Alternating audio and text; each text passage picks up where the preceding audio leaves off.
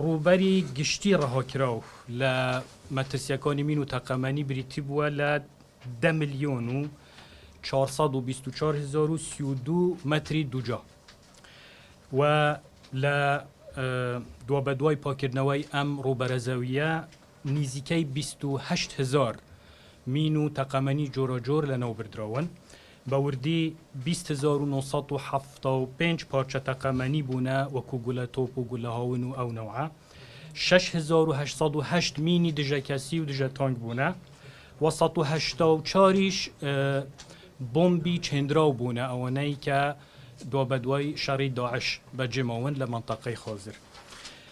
ژمارەی کێڵگەمینەکانیش بە شێوەی گشتی ئەوانەی کە پاکراونەتەوە ساڵی ڕابردوو 179 بوونە. 11 خول کراوەتەوە لە هەرێمی کوردستان لە بواری جیاجای کاروباری مین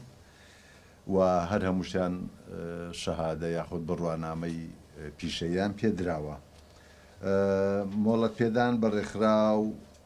یەک کۆمپانیا مۆڵەتی پێدراوە و نوێکردنەوەی مۆڵەت بۆ کۆمپانیا و ڕێکخراوەکان بریتی بوونە لە 19 نوێکردنەوەی مۆڵەت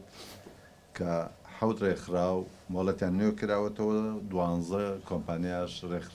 مۆڵەتیان بۆ نوێکراوەتەوە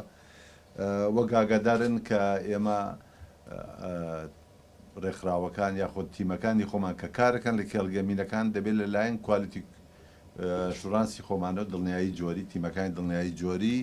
سەردانی بکرێن بۆ بەراوردکردن لە ئیشەکانیان لەگەڵ SOP